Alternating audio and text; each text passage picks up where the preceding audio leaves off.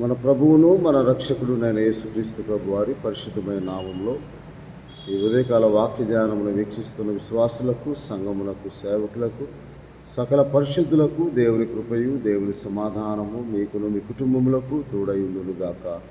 ఆమె ఉదయకాల వాక్య ధ్యానం ఆదికాండము 22వ అధ్యాయము 12వ వచనమును ధ్యానం చేసుకుందాం.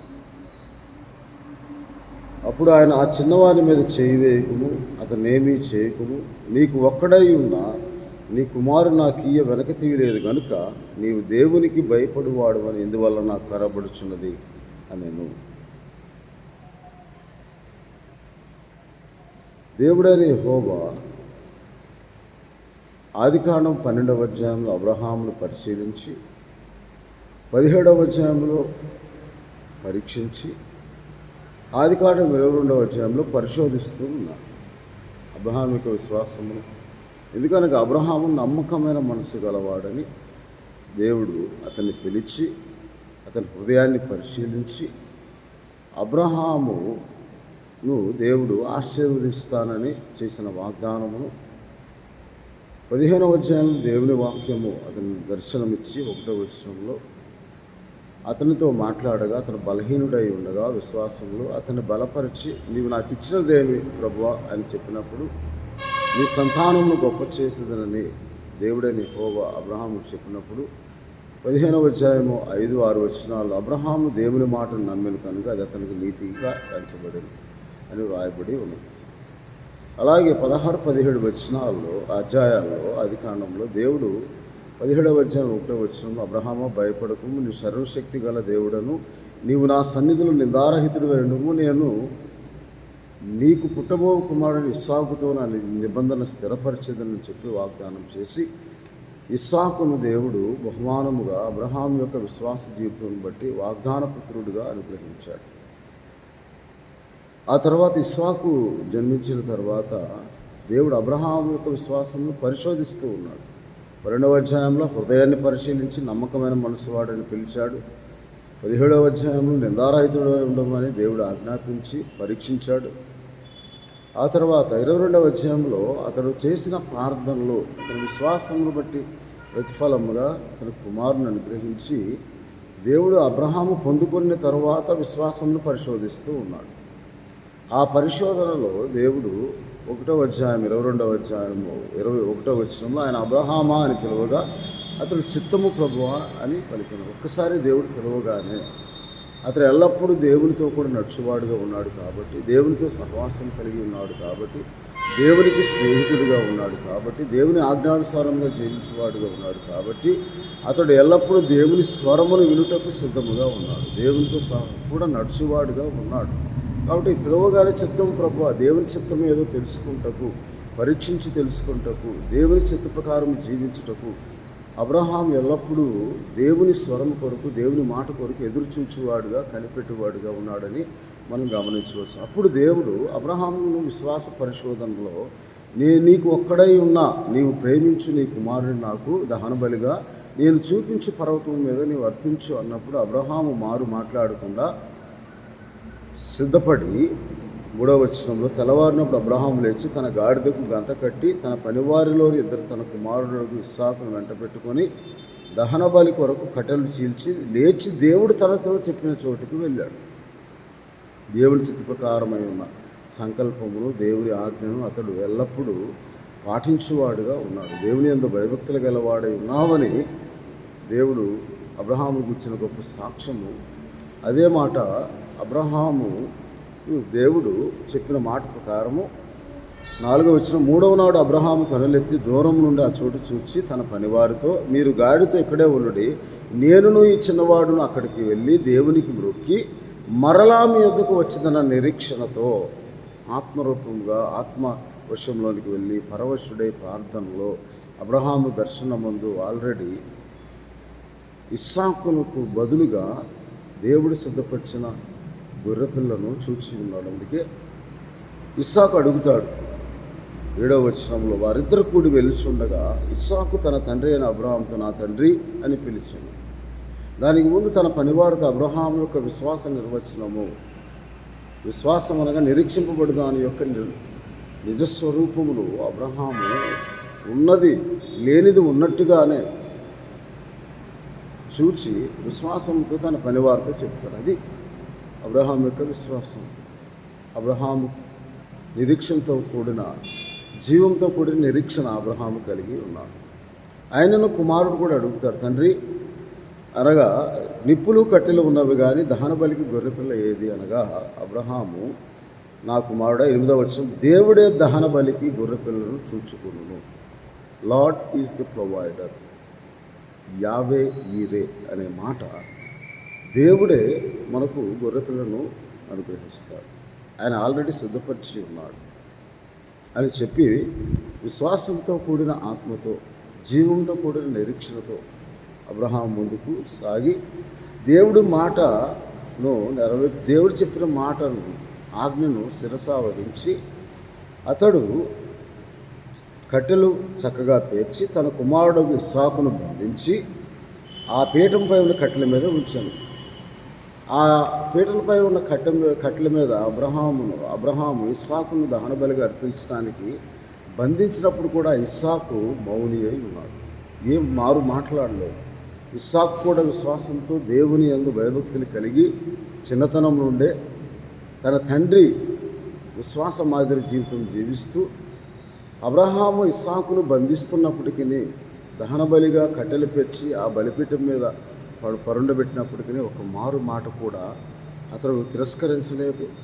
తండ్రి చిత్తమునకు లోబడి ఇస్సాకు దేవుని చిత్తమై ఉన్న అబ్రహాము ద్వారా దేవుడు ఆజ్ఞాపించిన ఆజ్ఞ నెరవేర్చడంలో అతడు కూడా పారిభాగస్తుడై దేవునికి భయపడేవారుగా ఉన్నాడు. అందుకే అబ్రహాము యొక్క నిరీక్షణ ఎటువంటిది అంటే ఆదికాండము 12వ అధ్యాయంలో దేవుడు అబ్రహామును పిలిచి నా పిలుపుకు దేవుడైన యెహోవా అబ్రహాముకు కలిగిన ఆ నిరీక్షణను బట్టి ఆదికాండం 18వ అధ్యాయం 17వ వచనంలో అప్పుడు యెహోవా నేను చేయబో కార్యము అబ్రహామునకు దాచెదను అంటున్నాడు.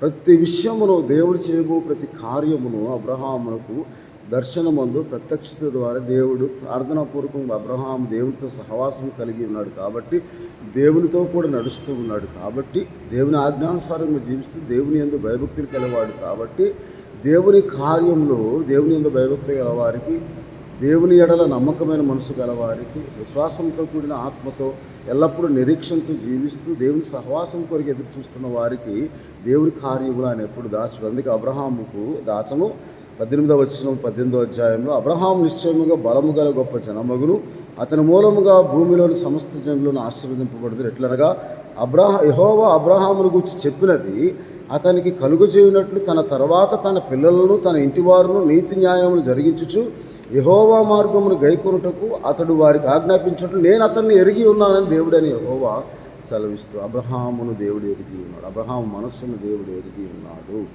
అని దేవుడి వాక్యంలో రాయండి. అబ్రహాం తన కుమారుడు దహన బలిగా అర్పించమని అడిగినప్పుడు మనోవేదనకు గురి కాలేదు. ఎందుకనగా దేవుడే సమస్తమును సమకూర్చి దేవుడని ఆయన చేసిన వాగ్దానమును ఆధారం చేసుకుని అబ్రహాం యొక్క విశ్వాస నిర్వచనము రోమాపత్రిక 4వ అధ్యాయము 18, 20 వచనాల్లో అబ్రహాము యొక్క విశ్వాస నిర్వచనం ఎలాగూ భక్తుడైన పౌలు గారు అబ్రహాము గురించి రాస్తూ ఇలాగ సెలవిచ్చాడు. ఆయన నిరీక్షణకు ఆధారం లేనప్పుడు నిరీక్షణ కలిగి 18వ వచనం 4వ అధ్యాయం నీ సంతానం ఇలాగ ఉందని చెప్పిన దాన్ని బట్టి తన అనేక జనములకు తండ్రి అయినట్టు నిరీక్షణకు ఆధారం లేనప్పుడు అతను నిరీక్షణ కలిగి ఉన్నాడు.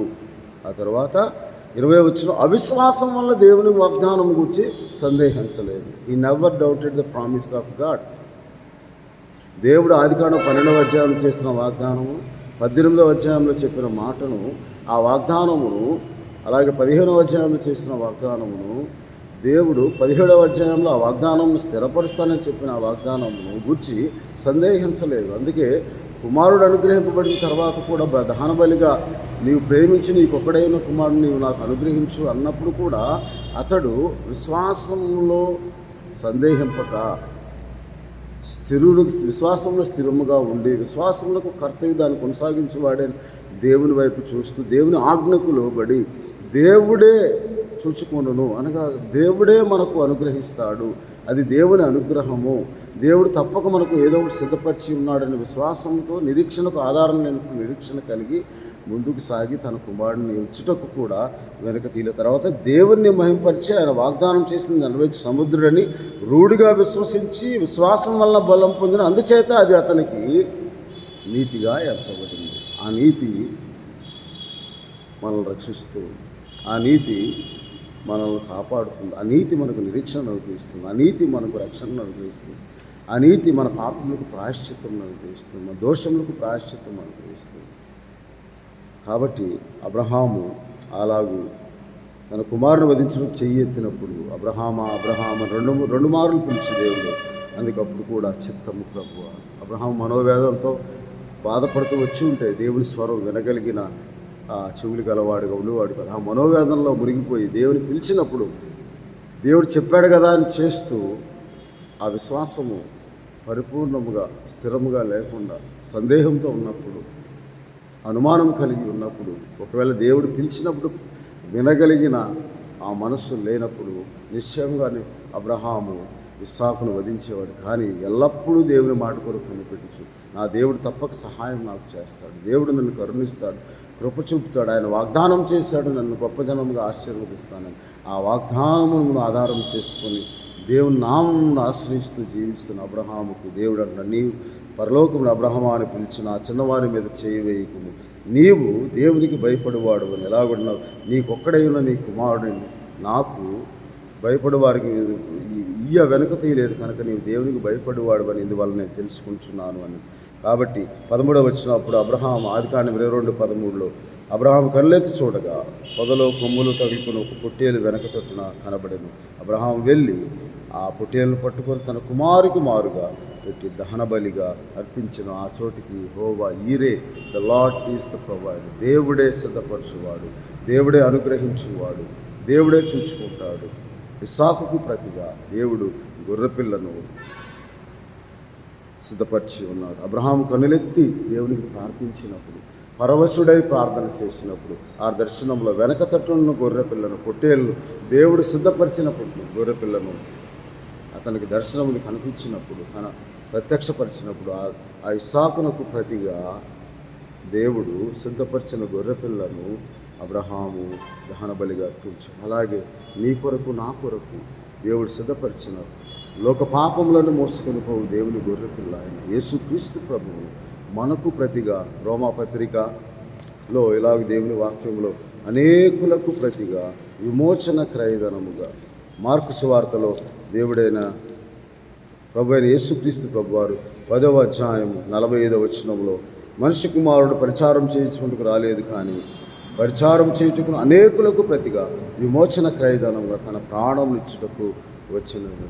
అబ్రహాము కుమారుడని ఇస్సాకునకు ప్రతిగా దేవుడు ఏ గొర్రెపిల్లనైతే సిద్ధపరిచాడు ఆ పర్వతము మీద నీ కొరకు నా కొరకు మరణమును మృంగి వేయుటకు మనకు ప్రతిగా అనేకులకు ప్రతిగా విమోచన క్రయధనంగా యోహాను సువార్త 1వ అధ్యాయం 29వ వచనం లోక పాపములను మోసుకొని పోవు దేవుని గొర్రెపిల్లగా యేసుక్రీస్తు ప్రభువును జగత్పునాది వేయబడక మునిపే ఆయన చిత్త ప్రకారమైన దయాసంకల్పం చొప్పున నిన్ను నన్ను పాపపు బానిసత్వమును విడిపించడానికి ఆయన లోక పాపములు మోసుకుని దేవుని గొర్రెపిల్లగా మన పాపములను తీసివేయు దేవుని గొర్రెపిల్లగా ఆయన యేసుక్రీస్తు ప్రభువును నీ కొరకు నా కొరకు ఇస్సాకునకు ప్రతిగా గొర్రెపిల్లను ఆ పర్వతం మీద బలి అర్పించడానికి ఎలాగూ ఆయన సిద్ధపరిచాడు. అలాగే ఈ గొల్గోతా కల్వరి సిలువ యాగము ద్వారా గొల్గోతా పర్వతం మీద అర్పించుటకు ఆయన యెషయా గ్రంథము 25వ అధ్యాయంలో ఆయన ఈ పర్వతము మీద మరణమును మృంగివేయునని సమస్త ముఖముల మీద 7వ వచనంలో యెషయా గ్రంథం 25వ అధ్యాయం 7వ వచనంలో సమస్త ముఖముల మీద కప్పుచున్న ముసుగును సమస్త జనముల మీద పరచబడిన తెరను ఈ పర్వతం మీద ఆయన తీసివేయును. మరెన్నడూ ఉండకుండా మరణమును ఆయన మృంగివేయును.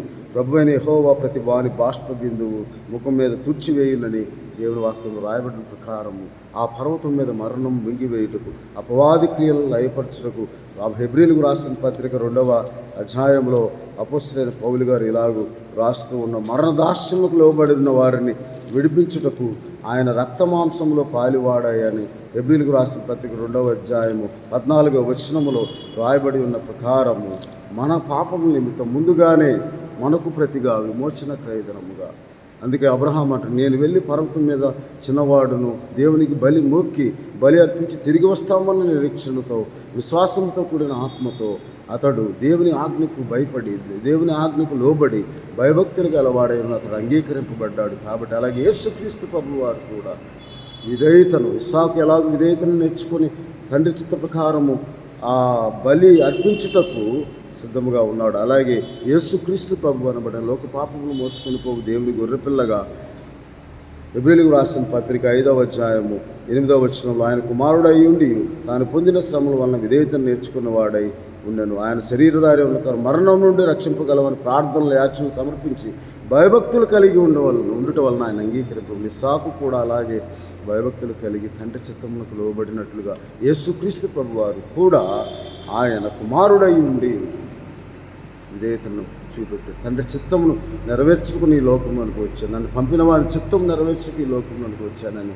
ఎలాగైతే దేవుడు ఇస్సాకునకు ప్రతిగా గొర్రెపిల్లను సిద్ధపరిచాడు, నీకు నాకు నా పాపం నిమిత్తం నీ పాపం నిమిత్తము లోక పాపములను మోసుకొని లోకము నుండి దాస్యములకు లోనైన వారిని విడిపించుటకు హెబ్రీయులకు రాసిన పత్రిక 2వ అధ్యాయం 14వ వచనంలో రాయబడిన మాట ప్రకారము అబ్రహాముతో దేవుడు ఎలాగూ చెప్పాడు, నీవు అలాగే 14వ వచనం, కాబట్టి ఆ పిల్లలు రక్త మాంసం గలవారు ఆ ప్రకారం మరణం యొక్క బలము గలవారిని అనగా అపవాదిని మరణం ద్వారా నశింపు చేయుటకు, జీవితకాలమంతయు మరణ భయం చేత దాస్యములకు లోబడిన వారిని విడిపించుటకు ఆయన కూడా రక్త మాంసంలో పాలుపడి అనగా ఆయన ఎంత మాత్రము దేవదూతల స్వభావం ధరించుకొనక అబ్రహాము సంతాన స్వభావమును ధరించుకొని ఉన్నాడు. కావున ప్రజల పాపములకు పరిహారము కలుగుటకై దేవుని సంబంధమైన కార్యములు కనికరములు నమ్మకమైన గల ప్రధాన యాజకుడి నిమిత్తము అన్ని విషయంలో ఆయన తన సహోదరుల వంటి వాడు కావలసి వచ్చి తాను శోధింపబడి శ్రమ పొందిన కనుక శోధింపబడి వారికి సహాయం చేయవాడై ఉన్న రక్షణ ఆయనకు విధేయులైన వారికి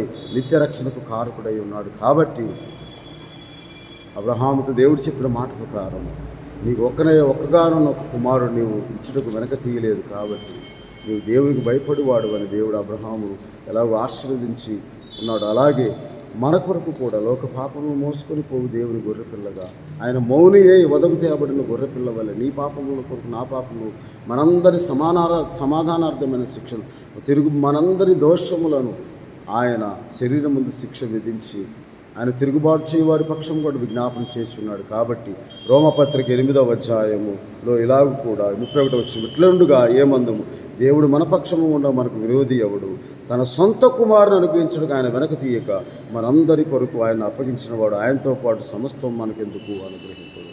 తన సొంత కుమారుని అబ్రహాము అర్పింపబోనప్పుడు ఆయనకు బదులుగా గొర్రెపిల్లను ఎలాగ సిద్ధపరిచాడు, అలాగే యేసుక్రీస్తు అనబడిన లోక పాపము మోసుకొని పోవు దేవుని గొర్రెపిల్లగా ఆయన అనేకులకు ప్రతిగా, నీకు ప్రతిగా, నాకు ప్రతిగా విమోచన క్రయాన్ని తను అర్పించుకోవటానికి దేవుడు తన సొంత కుమారుని ఇటు కూడా వెనక తీయలేదు.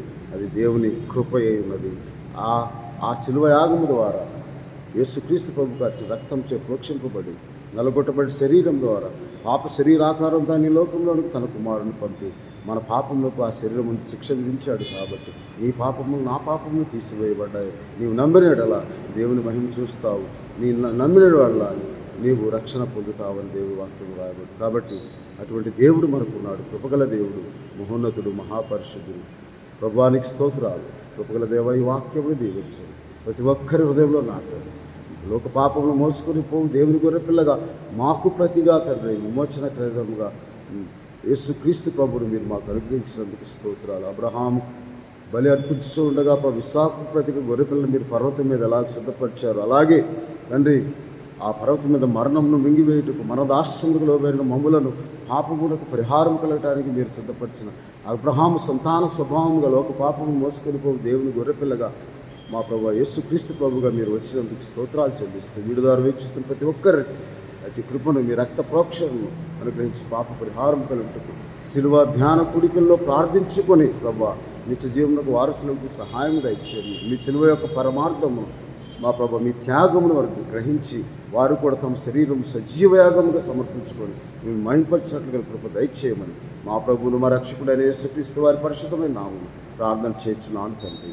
మన తండ్రి అయిన దేవుని ప్రేమ, ప్రభువును రక్షకుడైన యేసుక్రీస్తు వారి కృప, పరిశుద్ధాత్మనిత్య ఆదరణ ఇది మొదలుకొని నిరంతరం మీకు తోడుగా ఉండును గాక. ఆమేన్. దేవుడు దీవించును గాక. ఆమేన్.